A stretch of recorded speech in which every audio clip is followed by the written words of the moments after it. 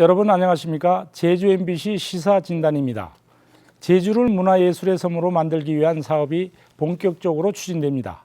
제주도가 밝힌 원도정 후반기에 제주 문화예술의 섬 추진 계획을 보면은 17년 만에 제주 섬문화축제를 부활하고 문화예술 종합학교의 설립과 제주어를 각종 안내책자에 함께 쓰는 것을 의무화하는 방안도 추진합니다.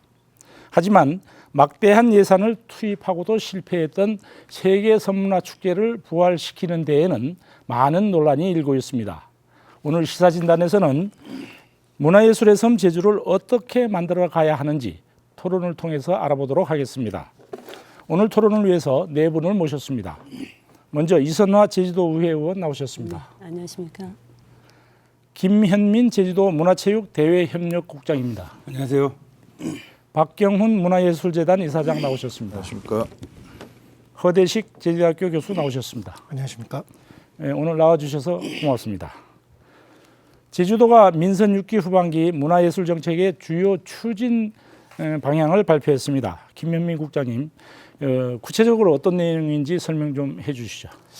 예, 지난 8월 22일 날 그 원희룡 지사님께서 민선 6기 그 후반기 문화예술 정책 6가지를 발표를 했습니다. 그 6가지는 첫째로 이제 세계 섬문화축제 개최 추진하는 것이고, 두 번째로는 문화예술 전문 인력 양성 교육기관 유치나 설립하는 것이고, 세 번째는 문화 콘텐츠 진흥을 출범시키는 것이고, 네 번째는 문화예술하고 문화재 전문 직렬을 신설하고 개방형 직위를 도입하는 것이고, 다섯 번째는 그 문화예술 시설 융자 확대하고 또 이제 그 창작 활동 융자 제도를 도입하는 것이고, 여섯 번째는 문화나 관광 안내판이나 안내책자 등의 제주의 병기를 의무화하는 그런 6가지 정책을 발표했습니다. 네, 크게 6가지로 나눌 수 있다는 얘기인데요.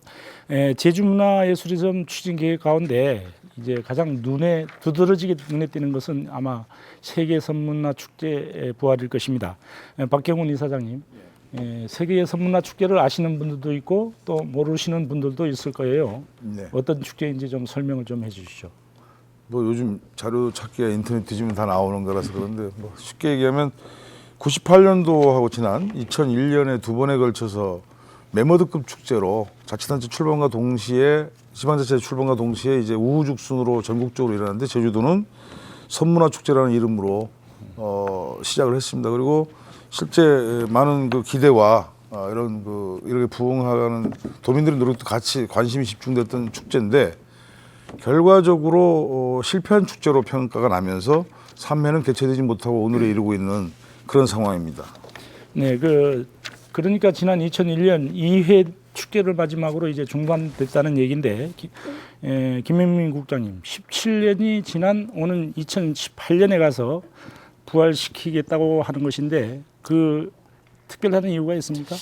예, 그 지난 7월에 우리 그 제주도 문화예술위원회에서 그 섬문화축제를 부활해야 된다는 그 제안도 있었고, 최근에 그 도민 사회를 중심으로 섬문화축제를 다시 해야 되는 거 아니냐, 그런 그런 점이 있어서 저희가 지난 8월에 그 문화관광단체 한 120명 이상을 한번 설문을 좀 조사를 해봤습니다. 조사를 해봤는데 대부분이 이제 90% 이상이 그 개최가 좋다, 그런 의견이 대두되었고, 다만 과거에 그 민속이주의 축제 공연에서 탈피를 해서 세계 섬들 간의 공통의 관심사, 이 공통의 관심사라고 하면 이제 뭐 기후 변화라든지 뭐 그 나라의 그 섬의 언어, 뭐 이제 쓰레기, 뭐 난개발 이런 것들이 되는데, 그런 공통 관심사에 대한 축제를 하면 아마 성공할 것이다,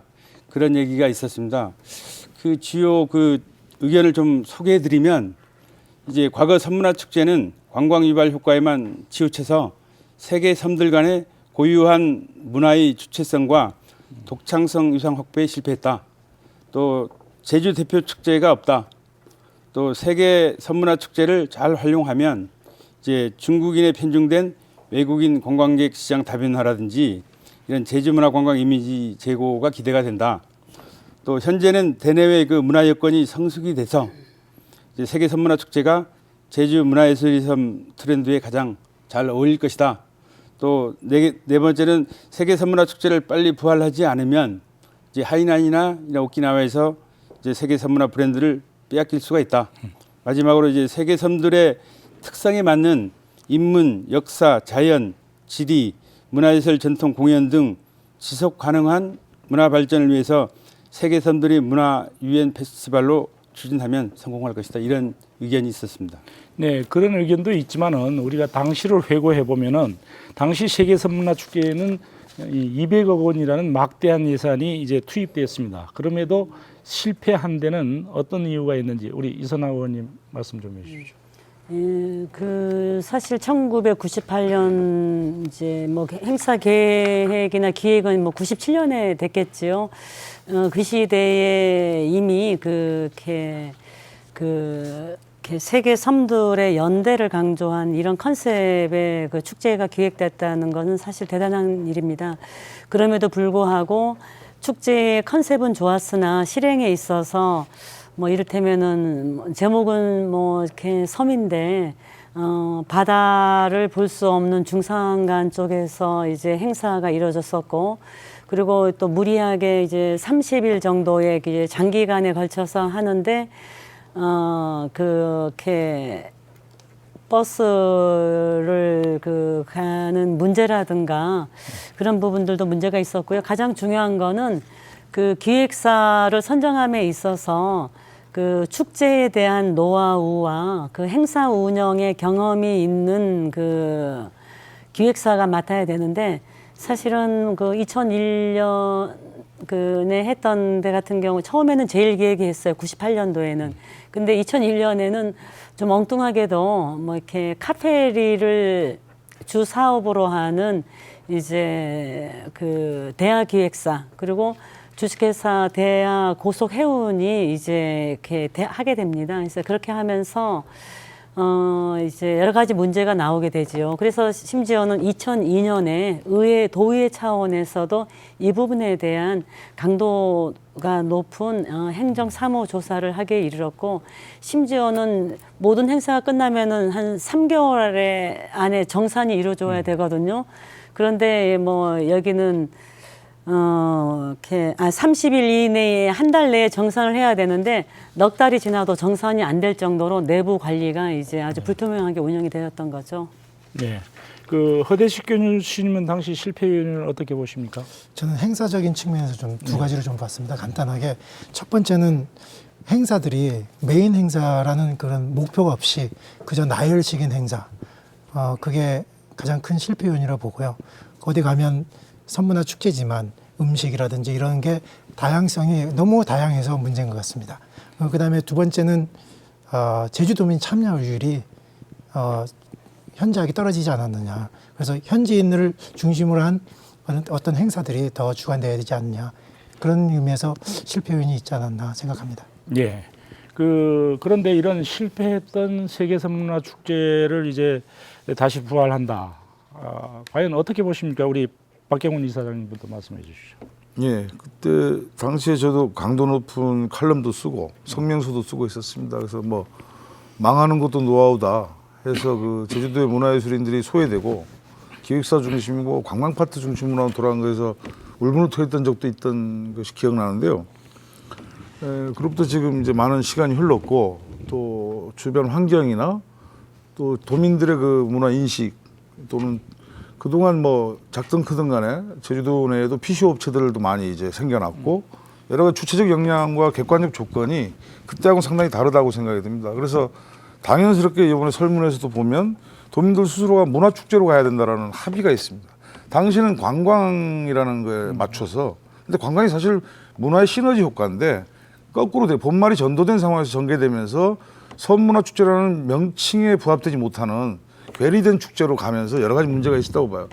그런 측면에서 지금은 한 번쯤은 다시 한번 그 콘텐츠의 유효성이랄까 그런 가치를 가져본다면 저희들이 해볼만 하지 않을까라는 생각을 개인적으로 해봅니다. 물론 이를 위해서는 좀 더 많은 돌다리도 더 줘야 되고 공론장도 있어야 되고 또 그거에 대한 세부적인 어떤 그 면밀한 검토들도 선행돼야 되겠지만 일단은 전체적으로 공감되시는 거에서는 지금쯤 해봐도 괜찮지 않겠냐라는 생각을 개인적으로 하고 있습니다. 네, 그 축제 부활 허대식 교수님 어떻게 생각하십니까? 세계적인 축제가 제주도에 있는 것은 상당히 필요하다고 생각합니다. 예를 들어서 지금 제주국제관악제처럼 아주 큰 행사가 있음으로 해서 제주도 브랜드 가치가 높아지는 것처럼 이게 상당히 필요한데, 다만 아까 우리 박경훈 이사장님 말씀했듯이 이 축제가 어떤 목적으로 행해지는지, 정말 축제를 위한 축제여야 되는지 아니면 관광을 위한 축제여야 되는지, 이런 활용도 문제가 좀 많이 구체적으로 논의돼야 된다고 생각합니다. 그래서 축제가 축제다워야 그게 발전함으로써 그 이후에 관광이 더 몰려오지 않을까, 그런 나름대로 생각을 해봅니다. 네, 이선화 의원님요. 축제 부활을 어떻게 보십니까? 기본적으로 그 제주도가 이제 한 해에 관광객이 1,300만 명의 관광객이 오고, 그리고 뭐 아시겠지만 그렇게 새로운 도시인 세종시의 인구 유입하고는 다르게 그 자발적으로 이주하는 인구 증가율이 가장 높은 곳이 이제 제주도인 거예요. 그리고 우리 도민들은 뭐 이렇게 늘 봐서 이렇게 제주도가 이렇게 뭐 자연의 아름다움이나 이런 게 여기겠지만 사실은 제가 뭐 서울이나 다른 전국을 가게 되면 제주도가 진짜 가장 핫한다, 가장 뜨고 있다라고 이제 합니다. 그 말은 뭐냐 하면 제주도가 과거의 패러다임이 아닌 새로운 그 문화라고 하는 것이 필요하고, 축제 역시도 그 자연 관광에서 탈피한 컨텐츠가 있는 이제 이렇게 나와야 되지요. 그리고 지금 제주 세계 섬문화 축제의 부활을 얘기하시면서 그 도정에서 이제 발표하실 때 동국대 윤명철 교수가 그 강조하신 동아시아의 뭐 지중해 이런 용어를 할 정도로 해양 문화에 대한 마인드가 이 축제에는 좀 있는 것 같습니다.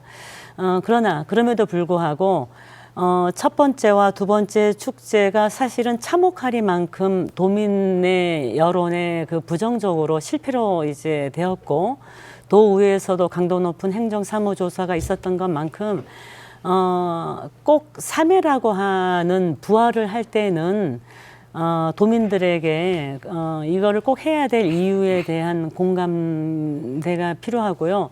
그리고 가장 중요한 것은 1998년에 그때의 시대 트렌드와 2018년에 열린다고 하는데 2018년의 시대 트렌드는 다른 거죠. 그 당시 때는 쉽게 말하면 아날로그 시대였던 거예요. 하지만 지금은 뭐 스마트폰만 열게 되면 이웃나라 섬에 대한 정보도 알고 여행에 대해서도 좀 다양화됐기 때문에 그 시대에 맞는 고민이 좀 필요하다고 생각이 됩니다.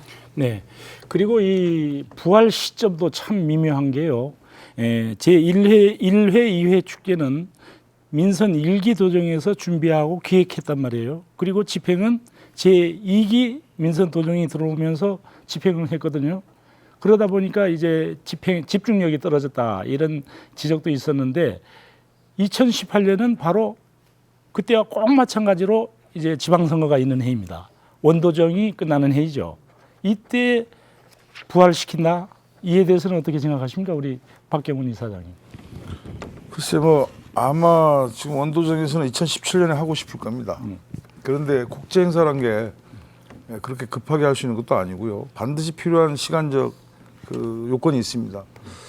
근데 저는 지금 예를 들면 지금 도민들이 공감하는 부분은 어느 지사 때 어느 때 이때 곱갈라서 갈 수 있는 건 아니라고 보고, 또 지금은 우리가 시스템이 있지 않습니까? 도의회도 있고.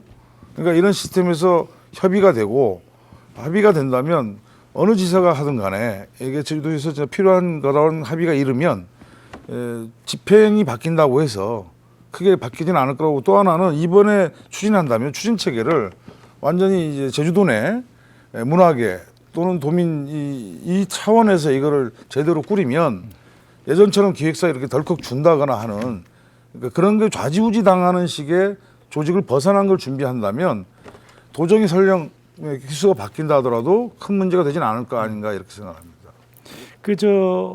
우리 허대식 교수님은 이 부활 시기를 어떻게 보십니까? 굳이 정치적인 목적으로 만약에 그걸 해석할 필요는 없다고 생각합니다. 일단 그리고 그 시기가 적정한 시기를 생각했기 때문에 한다고 생각을 합니다. 대신 아까 우리 이사장님께서 말씀하셨듯이 과연 이게 적정한 행사인지 그걸 먼저 판단하는 게 가장 주된 원인, 그 주가 돼야 되고요. 이게 그 문제가 도민과 아니면 관광객을 더 아울러서 할 수 있는 그 기획이 더 필요하다고 생각합니다.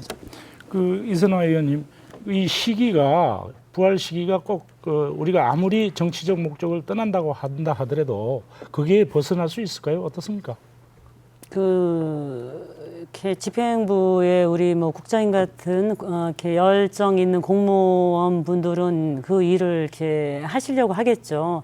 하지만 이제 도지사께서 이렇게 달라진다면 그분 역시도 이제 쉽게 말하면은 그 도민들에 대해서 공약이라고 하는 부분이 있어서 도정의 우선순위는 충분히 바뀔 여지가 있고요.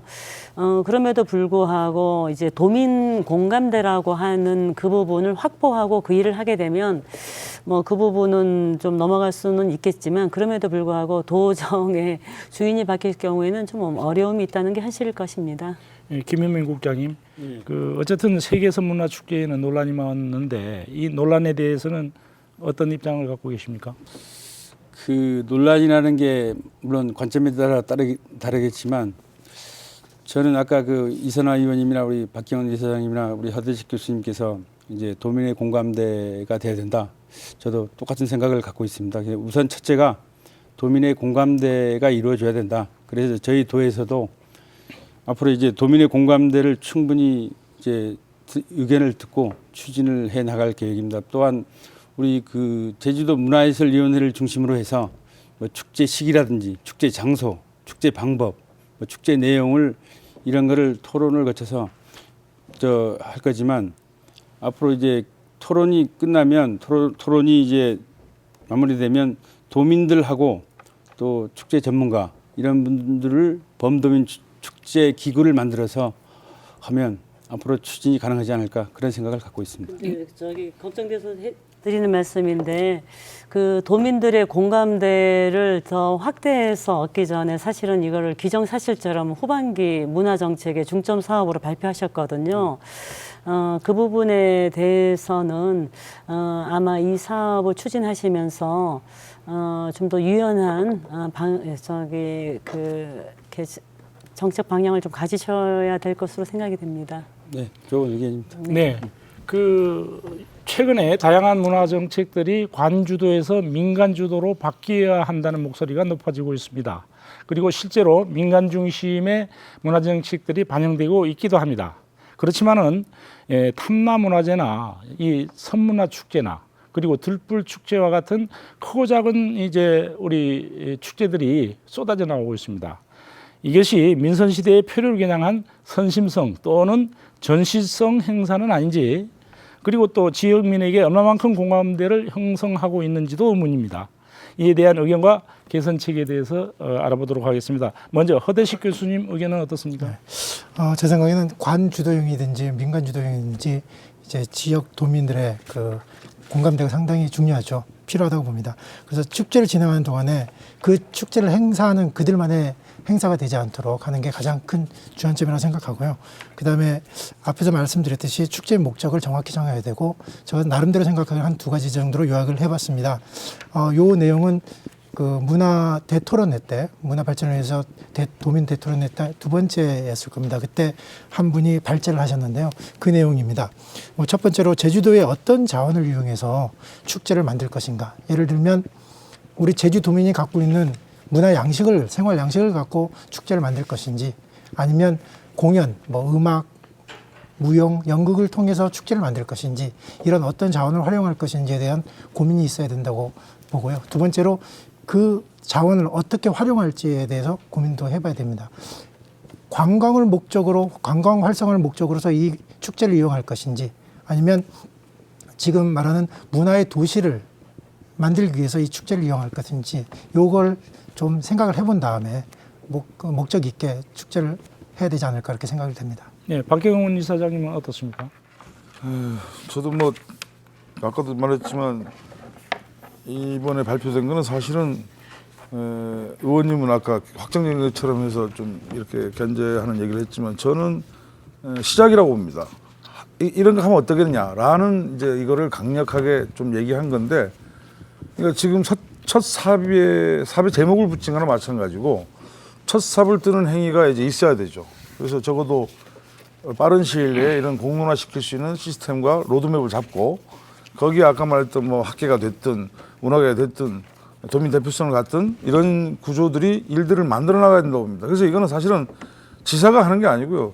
제주도민 역량이 하는 것이죠. 그런 측면에서 그 과정에서 저는 판단의 여부가 성공과 실패 또는 아까 도구로 볼 것인지 이런 것들이 여러 가지 있고, 과거에는 축제가 진짜 도구였습니다.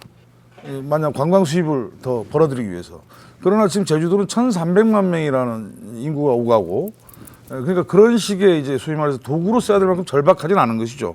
그러면 어떤 축제를 해야 되는가라는 걸 우리가 새롭게 정치화 시켜내고 그 정체성 속에서 축제의 컨셉이라든가 이런 게 나와줘야 된다. 그래서 근데 그거는 이제부터 시작해야 되는 거라고 저는 생각을 하고요. 누군가는 이 말을 꺼내야 어쨌든 삽을 들 거 아닙니까? 그런 측면에서 시도하는 이런 첫 삽은 필요하다고 생각을 합니다. 네, 그 김현민 국장님, 그 공감대 형성에 대한 의견, 또 앞으로의 개선책 같은 건 어떤 게 있습니까? 글쎄, 그 아까도 우리 그 허대식 교수님이나 우리 박경훈 이사장님이나 우리 이선화 의원님이 공감대 말씀을 하셨는데, 저희 역시도 앞으로 이제 저희가 발표를 했기 때문에 이 공감대 부분은 도민들에게 이제 그 좋은 의견을 듣고 앞으로 축제를 어떻게 갈 것인지, 일단은 축제는 하기로 했기 때문에 어떻게 이거를 과거의 실패를 극복할 수 있는 그런 방안을 찾아서 어떻게 갈 것인지를 도민 의견을 들어서 하면 된다고 생각이 듭니다. 예, 뭐 이 선문화 축제만이 아니고 다른 축제들도 마찬가지겠습니다만은 지역민에게 얼마만큼 공감대가 형성되고 있느냐, 이게 중요하지 않습니까, 이선화 의원님? 이 부분에 대해서는 어떻게 생각하세요? 그 사실은 지역민들은 주로 그 문화가 이렇게 축제 형태로 되게 되면 그 문화에 대해서 가서 이제 즐긴다라는 개념보다는 이 문화 지역 그 관광객들이 오고 나면 이제 어느 만큼의 수입이 오는가 이런 생각을 하셨던 때가 70년대에서 아마 90년대 초반일 것입니다. 지금 같은 경우에는 그 미디어가 보편화되면서 뭐 TV든 또는 뭐 영화든 이렇게 미디어가 보편화되면서 사실은 그 문화가 있는 그 개인의 삶의 소중함을 이제 알게 된 것이거든요. 그리고 뭐 제주도가 과거에는 문화의 변방이었지만 미디어의 보편화로 하면서 주도적인 그 문화 주체가 되는 데 있어서 뭐 변방이다 이런 건 없지 않습니까? 그렇기 때문에 그 제주도가 앞으로 이제 문화형의 축제이든 그리고 뭐 관광객을 그 끌어들이기 위한 장치의 축제이든 그거는 저는 중요하지 않다고 봐요. 단지 제주도의 자산을 무엇으로 선택을 하고 그리고 시대에 맞는 축제를 어떻게 할 것인가에 대한 그 도정의 그 행정가와 그리고 우리 뭐 박경훈 이사장님을 포함한 문화 전문가 그리고 그렇게 또 민간에서 또 이런 일을 하고 있는 분들과의 그 열린 토론의 그 부분이 보다 더 있었으면 좋겠고요. 그리고 지금 뭐 이렇게 우리가 정책을 할 때 가장 그 저기 좀 저지르기 쉬운 그 어리석은 사례들 중에 하나가 그 벤치마킹이라고 하는 부분입니다.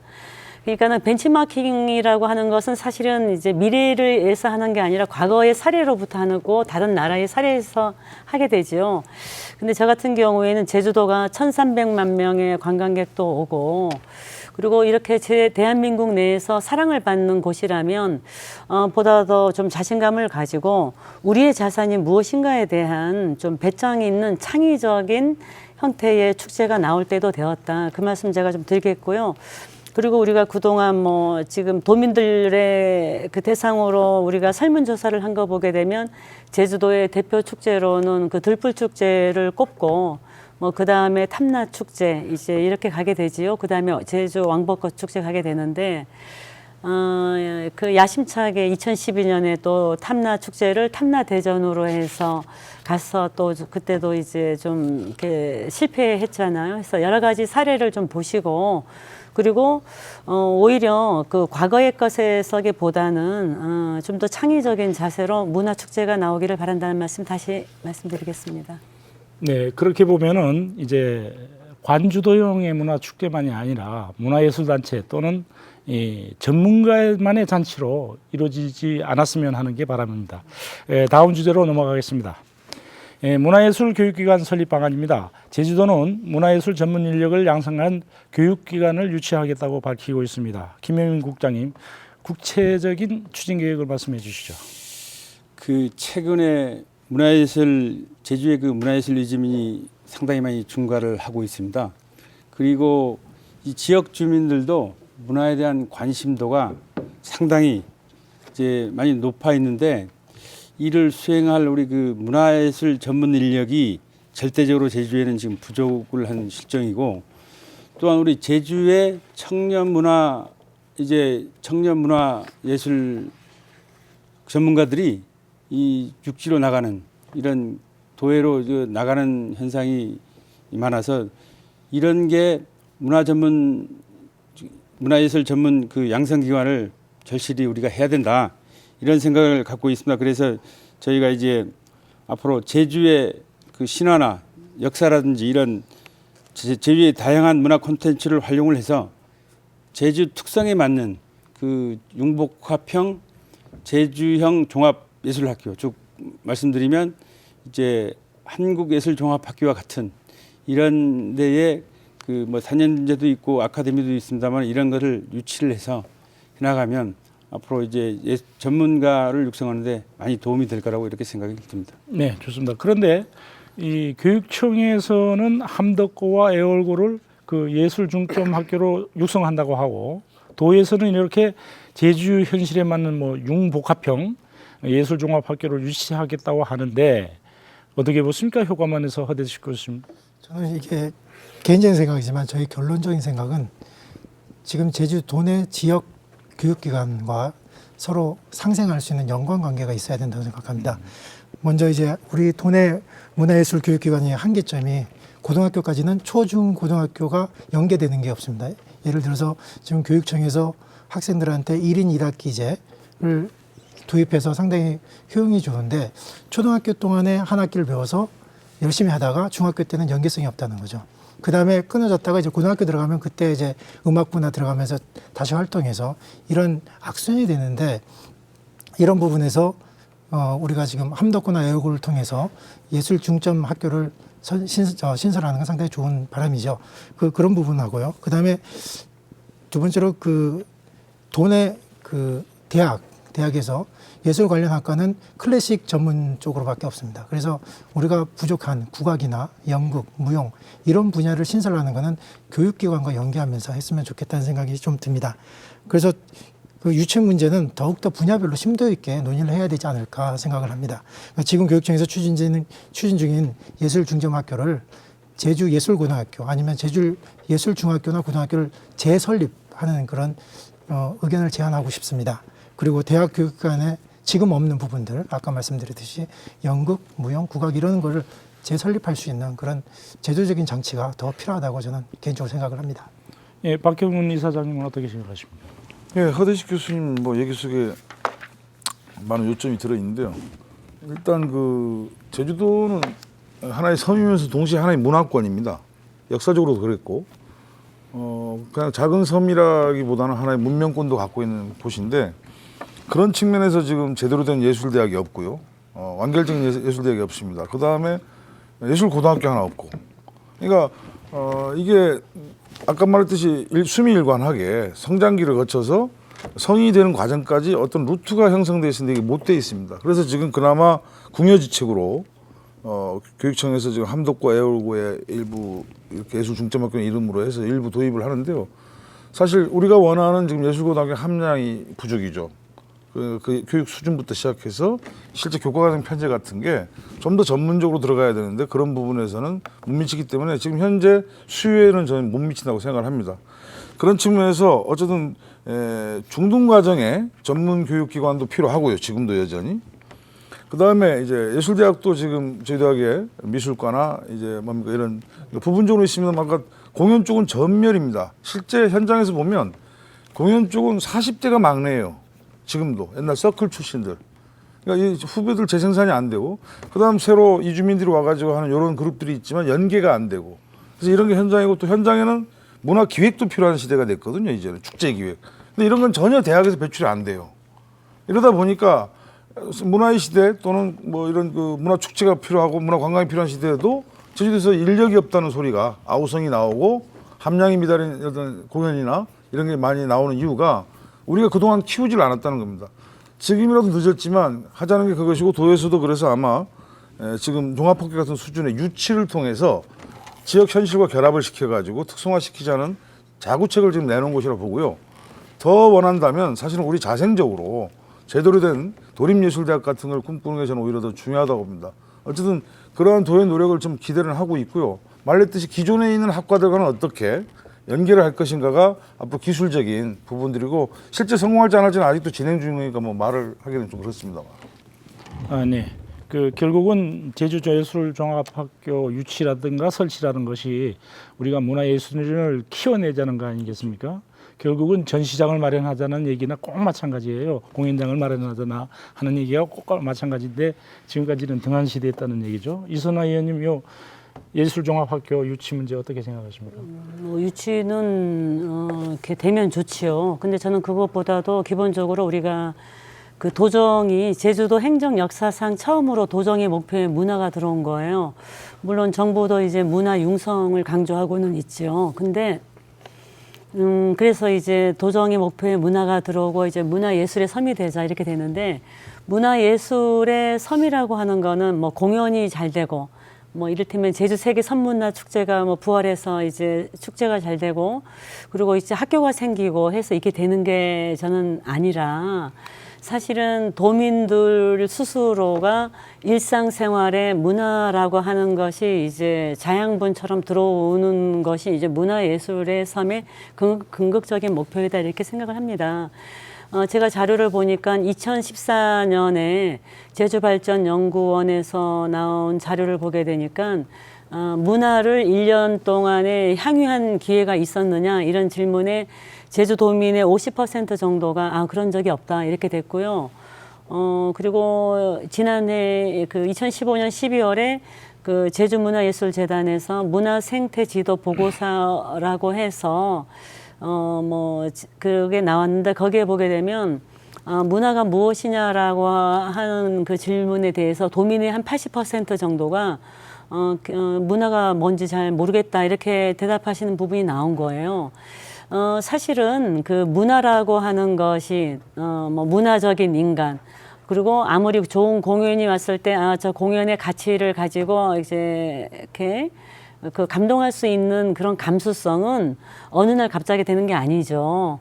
지금 뭐 성장 과정에서 가정에서부터 이제 누군가 틀어놓은 뭐 이렇게 음악과 책을 읽거나 뭐 이렇게 바라보는 그림 이러한 그렇게 감수성의 훈련과 함께 이게 들어와야 되는 겁니다. 그래서 지금 문제는 예전 같은 경우에는 뭐 우리가 문화의 변방이라고 해서 이 부분을 좀 포기하고 그냥 그 이렇게 자연적 감수성으로 갔다면 지금은 뭐 아까도 말씀드렸지만 미디어가 이제 확대되고 영화를 보고 이렇게 됐잖아요. 그래서 이런 부분에 대한 그 청소년 시절부터 그리고 초등학교 시절부터의 예술 교육은 반드시 필요하고 그리고 지금 한예종과 같은 이런 얘기가 나오는 거는 뭐냐면 보다 시스템적인 그렇게 가르치는 기관이 있어야 된다고 하는 공감대가 우리 내부에는 다 되었다는 거죠.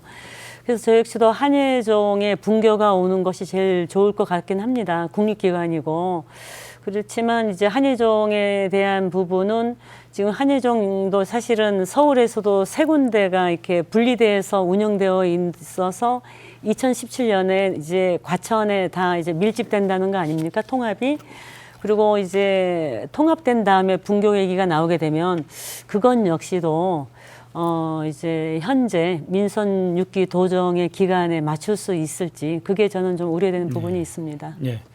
그 결과적으로는 이제 모든 분들이 토론자들께서 이제 예술종합학교를 만드는데 이제 긍정적인 시각을 갖고 있음에도 불구하고 이제 과제가 있을 게 아니겠습니까? 이걸 뭐 얼렁뚱땅 만들 수도 있는 것도 아니고 그래서 허대식 교수님 어떻습니까? 앞으로 이거 추진하기 위한 과제는 어떤 것이 있다고 보십니까? 네, 뭐 가장 큰 거는 예산이죠.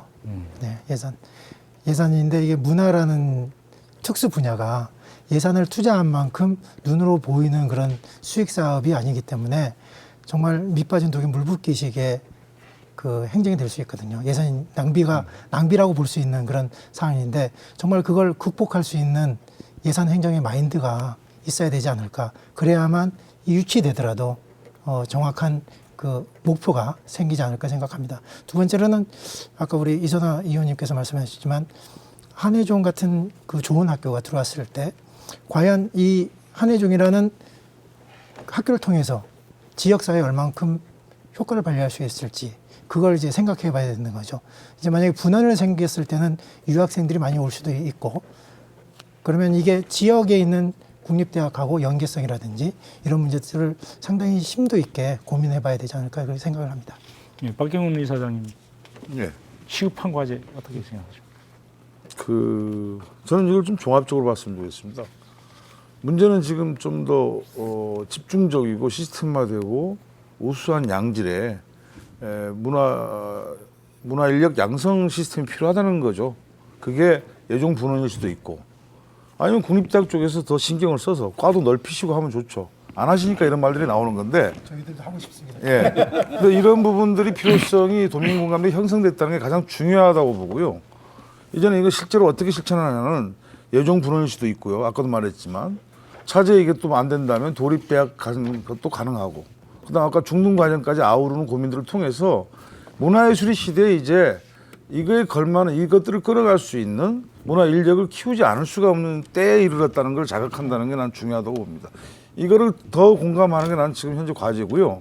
구체적인 거는 이제 실제 아까 돌다리 두드리는 과정에서 나올 것입니다. 근데 도민들이 이걸 공감한다는 것은 저는 이렇게 생각합니다. 제주도는 상당히 문화적인 생활을 오래 했습니다. 어떤 문화? 경조사 문화는 제주도의 가장 대표적인 그러한 생활 문화입니다. 그런데 문제는 24시간 중에 경조사가 가장 많이 차지하고 주말에도 경조사 가고 경조사 이걸로만 채워지는 게 시대적 트렌드나 삶의 방식을 반영하지 못하는 게 문제가 있는 것이죠.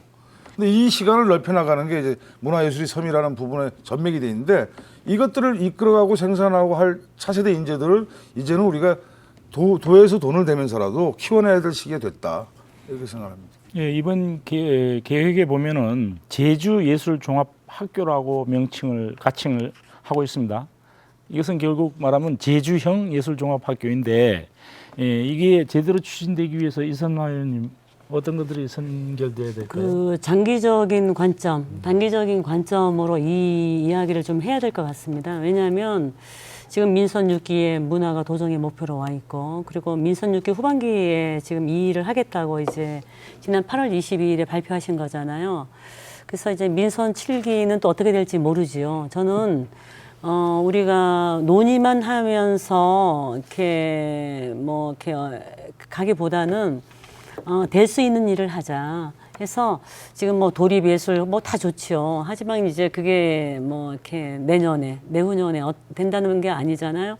저는 기본적으로 우리가 그 커리큘럼이라고 하는 우리 박경훈 이사장님처럼 문화의 마인드가 있는 그 책임자가 계시는 문화예술재단에서 좀 이런 일을 좀 했으면 하는데 제주도에 이주해 온 분들 중에 문화에 대한 국제적인 노하우와 중앙 문화의 노하우가 갖고 있는 분들이 많아요. 사진과 뭐 영화와 뭐 연구 그런 분들에 대한 부분 그리고 제주도에서 현재 우리 허대식 교수님처럼 자신의 시간을 내서 이 부분에 대한 철학을 하실 분들 그렇게 해서 저는 오히려 무슨 어떤 서울 뭐 이렇게 한예종이 오기를 막연하게 기다린다 이렇게 한다 하지 마. 그런 거는 그거대로 저기 작업을 해주시고 단기적으로는 우리의 자라는 청소년과 청년 세대들에게 문화적 감수성과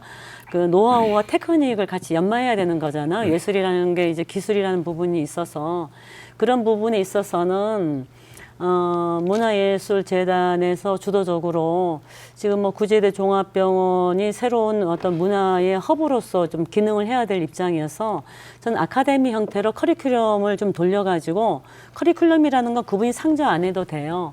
그걸 가르치는 강사가 그 시간에 와서 이제 가는 거고 해서 저는 오히려 수준 높은 그 교육 프로그램이 단기적으로는 가능하지 않겠나. 그리고 그러한 실험을 통해서 또 다른 모델이 나올 수 있으리라고 봅니다. 제가 조금 더 얘기를 좀 이선화 의원님 얘기하신 게 맞습니다. 실제 지금 논점이 이게 오늘 주제가 그렇게 했는데 저희 재단에서도 작년부터 전문인력 양성 사업을 이제까지 뭐 한 달 뭐 짧게 하던 거를 1년 과정으로 지금 이미 들어갔고요. 내년에는 본격화 시킬 생각입니다. 그리고 종합문화예술센터가 이제 완공되면 거기 이런 그 시민교육 또 전문교육 이런 그 프로그램들이 준비됩니다.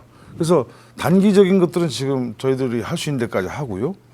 지금 저 부분은 이제 도 정책상의 장기적인 과제라서 그런데 실제 지금 제주에 와 있는 이주민들이 이제 활동할 수 있는 이렇게 활용할 수 있는 이런 것도 되고 단기적 수급이 필요한 사람들을 지금 연수 과정 속으로 해서 근데 좀 더 전문적인 예전에 몇 개월째가 아니라 1년이면 1년 하고 인턴도 보내면서 당장에 필요한 데 쓸 수 있는 인력들은 저희들이 준비를 하고 있습니다.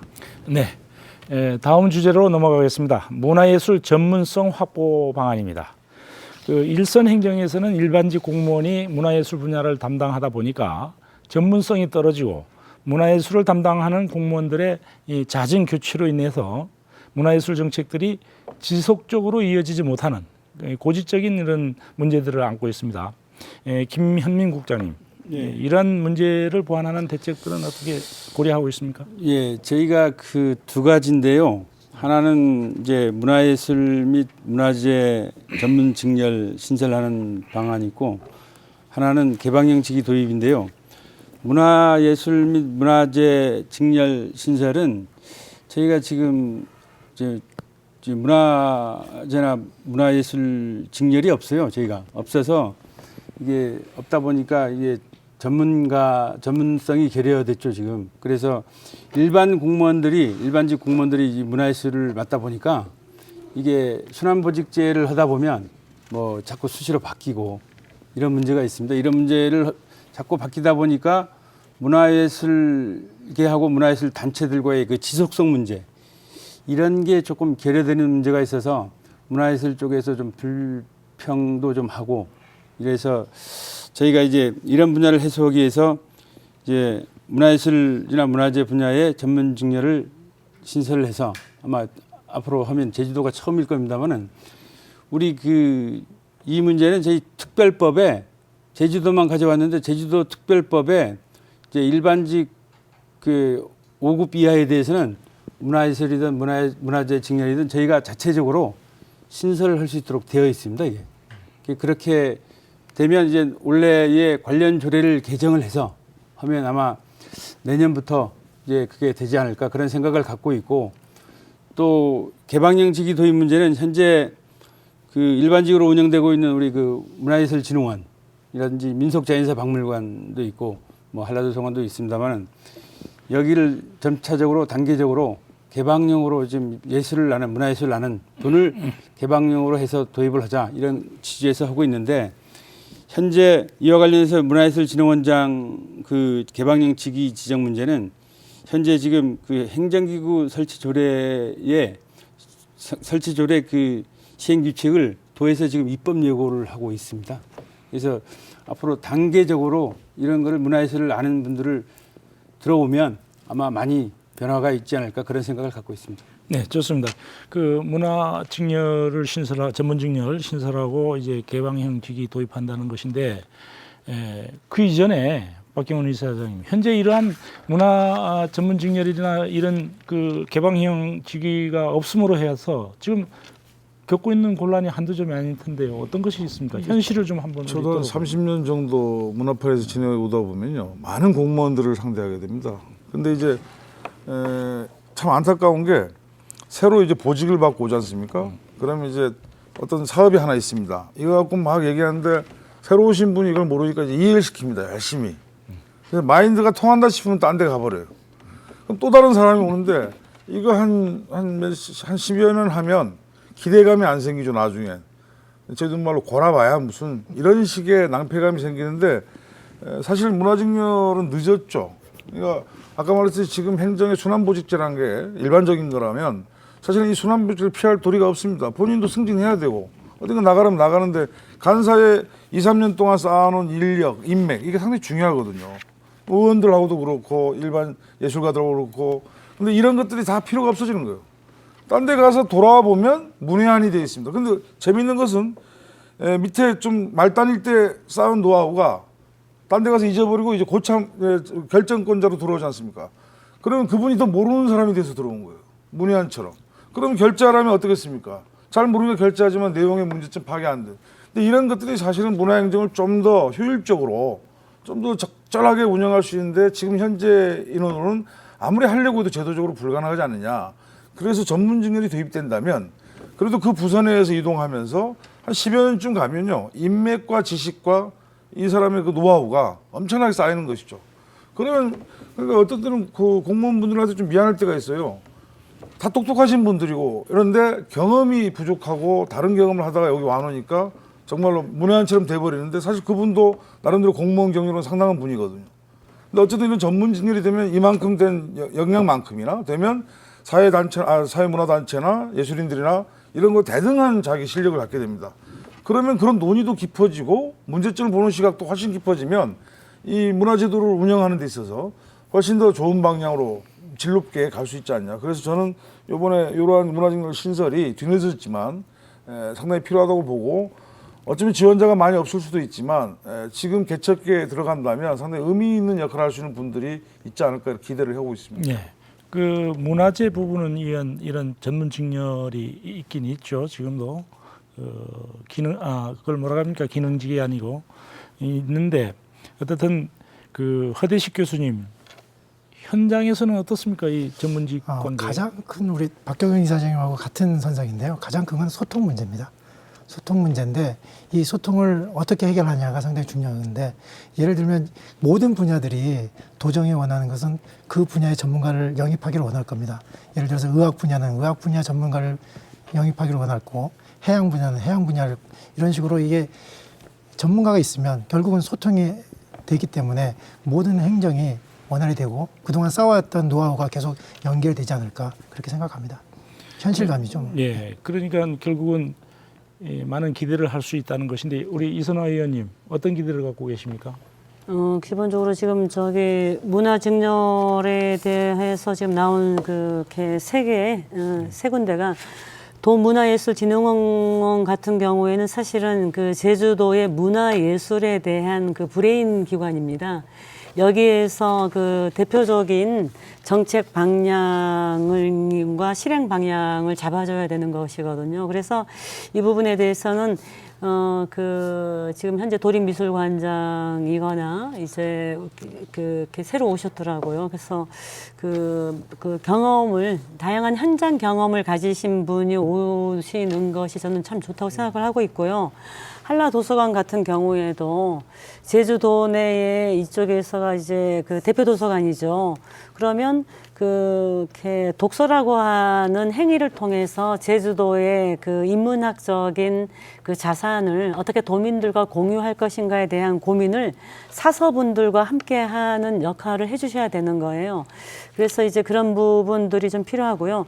기본적으로 이 문화직이 이렇게 도정의 목표가 문화인 이상이 저는 필요하다고 보고 있고, 그리고 이게 그분이 이제 전문가형으로 문화 직렬이 생기게 된다면 그분이 이를테면은 국내만이 아니라 제주도의 문화 원형에 대한 부분, 그리고 이렇게 문화 축제를 포함한 문화 트렌드에 대한 부분을 그분이 이제 노하우를 갖고 계시게 되겠죠.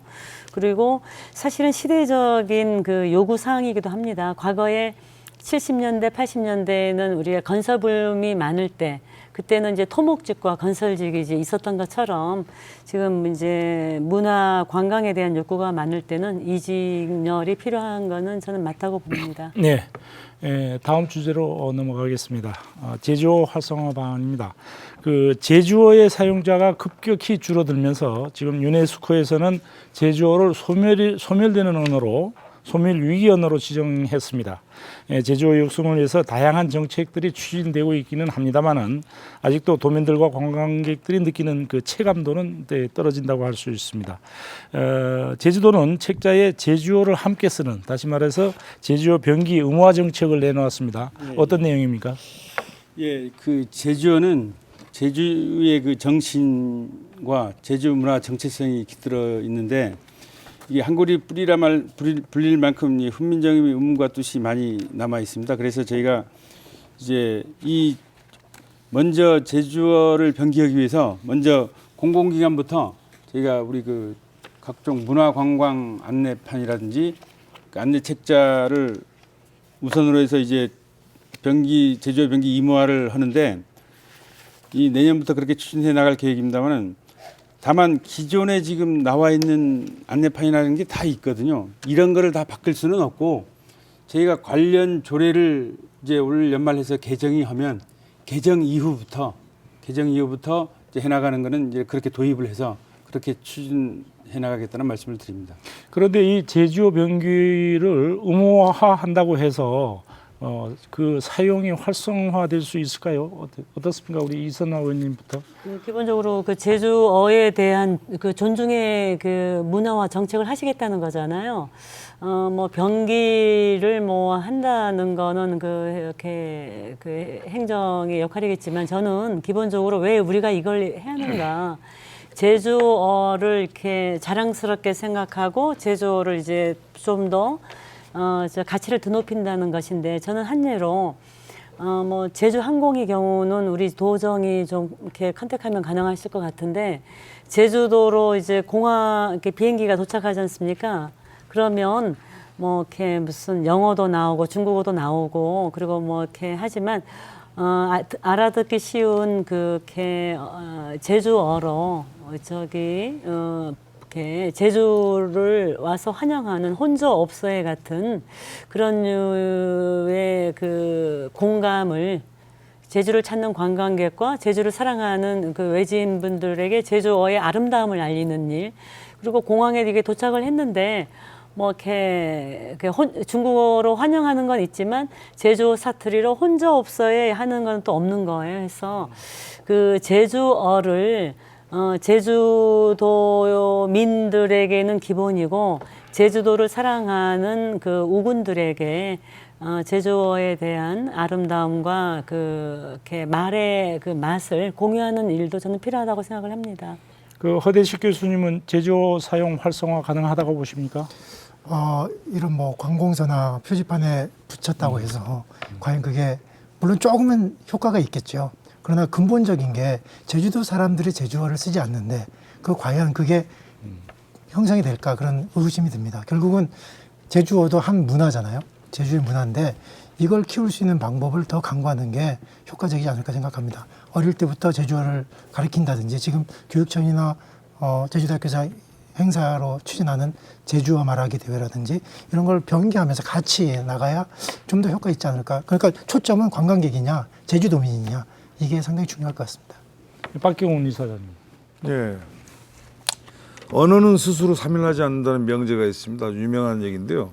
우리가 얼핏 보면 언어는 시대가 되면 자연스럽게 사라지고 바뀌는 것 같지만 사실은 그렇지 않죠.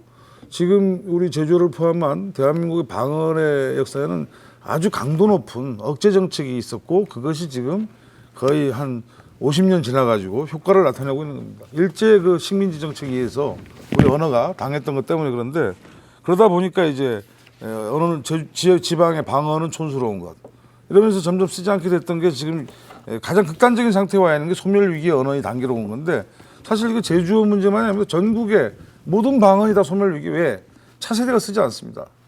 집을 벗어나서도 이제는 안 쓰고요. 집 안에 들어가도. 근데 그런 걸로 보면 기존의 제주를 지키기 위한 어떠한 노력도 나는 해야 된다고 봅니다. 아깝지 않다. 이게 제주 변기든 아니면 화장실에 무슨 쪽문에 뭘 쓰든 하나라도 더 제주를 노출시키고 제주와 만나게 하는 것은 난 중요하다고 생각합니다. 그래서 이 노력이 효과가 있든 없든 간에 이거는 기본에 해야 되는 거라고 보고요. 여기 더 나가서 사실은 그 언어 쪽에 그런 게 있죠. 이중국어 정책이라는 게 있습니다. 그러니까 공식어가 표준어라면 집에 들어오면 지역어를 쓰는. 예전에 우리 중국집에 가면 그 중국 분들이 우리 한국 사람을 향해서는 비즈니스 언어인 제주도 말이죠. 제주어나 한국어를 쓰고 돌아서면 가족과는 중국어를 썼잖아요. 이렇게 하면서 그 정체성을 지키고 언어를 지킵니다. 지금 우리가 그런 시대가 된 것이죠. 그러면 밖에서 아무리 공무원 생활하고 뭘하고 공식적인 생활을 하더라도 집에 들어가면 아이들과 부모님들과 지역어를, 제주어를 자연스럽게 쓰는 문화를 해야 되는데 문제는 답은 나와 있지만 추진을 못하고 있어요. 나는 사실 이 추진을 하기 위해서는 도정에서 강력하게 드라이브를 걸어서 일단 우리가 8천 행정 공무원이라고 그러는데 여기나 그다음 학교 이렇게 그룹화 시킬 수 있는 큰 공동체부터 하나의 붐업을 시키는 일들을 해나간다면 적어도 집에 가서 표준어 쓰면 이 사람은 무슨 짓 하고 있어 이런 식의 도덕적 어떤 합의만 된다면 이중국어 정책이 성공할 수 있다고 봅니다. 그런데 지금 이게 안 되고 있어. 앞으로 이렇게 가면서 이런 변기 노력까지 간다면 제주어를 지키는데 일조할 수 있도록 생각합니다. 저는 좀 그거는 좀 약간 무리한 발상이라고 생각이 되는데 그 기본적으로 그 언어라고 하는 것이 왜 제주어를 안 쓰게 됐냐면 뭐 제주도 그 사례를 보게 되면 1970년대 이제 TV 드라마가 들어오고 보편화되면서 갑자기 이제 그 교양인 서울 사람과 그 같은 교양인에 대한 욕구가 생기게 된 거예요. 그래서 이제 그 된 건데 기본적으로 언어라고 하는 거는 일상생활을 반영하는 겁니다. 그래서 그 제주어를 사랑해야 되는 이유, 제주어에 대한 자부심을 가져야 되는 이유에 대한 그걸로 접근해야 되지. 공무원 사회가 갑자기 회의 때 우리는 제주도 말을 써야 된다고 해서 이제 한다고 하면 좀 무리한. 집에 가 그래. 네, 좋습니다. 세계적으로도 일단 소멸됐던 언어들이 살아난 예들은 많이 있습니다. 그렇기 때문에 제주어 병기라든가 이런 노력들이 필요한 거죠. 토론을 이어가다 보니까 이제 마무리할 시간이 다 됐습니다. 이제 문화예술의 섬 제주를 만들기 위해서 어떤 방안들이 있는지 간략하게 김현민 국장님부터 짧게 말씀해 주십시오. 예, 우리 도에서도 이제 그 제주도 우리 문화예술 그 위원회를 중심으로 해서 지난해 11월부터 이제 올해 9월까지 이제 문화예술의 섬 조성 관련해서 도민대 토론회를 지금 하고 있습니다. 예, 거기서 좋은 의견들이 지금 나오고 있는데 그거를 이제 끝나면 이제 그 백서도 만들고 그 좋은 의견을 우리 도 정책에 반영도 하고 또한 앞으로 이제 그 국내외 문화예술의 섬 성공 사례들도 많은데 그런 데도 좀 보고 앞으로 문화예술의 섬을 어떻게 갈 것인지 저희가 최선을 다해서 노력을 하겠습니다. 네, 이선화 의원님. 그렇게 세계적으로 문화가 가장 그 발전한 나라는 이제 프랑스지요. 그래서 문화 컨텐츠가 뛰어나기 때문에 오히려 많은 관광객들이 프랑스의 그 문화를 보려고 하는데 프랑스의 그 문화 대통령이라고 불리는 그 미테랑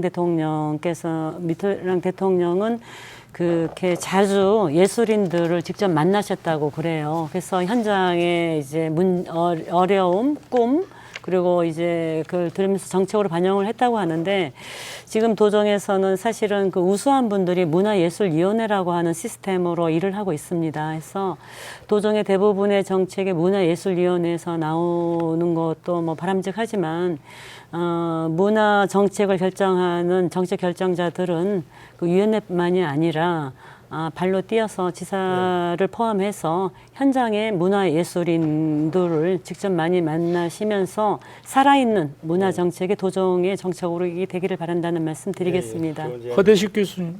네, 저는 선순환이라는 좀 단어를 생각했습니다.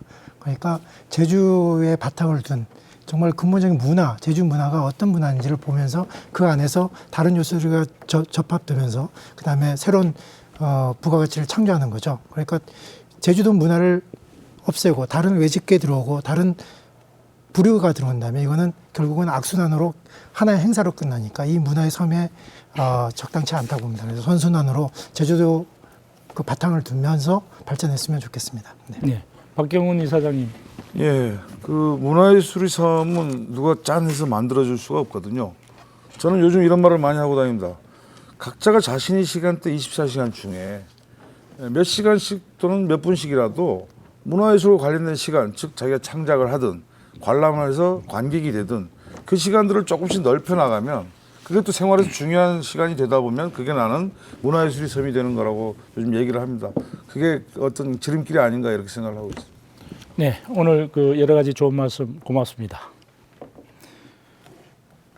이 모든 행정행위는 규제와 지원이라는 양면성을 띠게 마련입니다. 그러나 문화예술 행정은 규제 행정이 아니라 조장 행정이라야 합니다.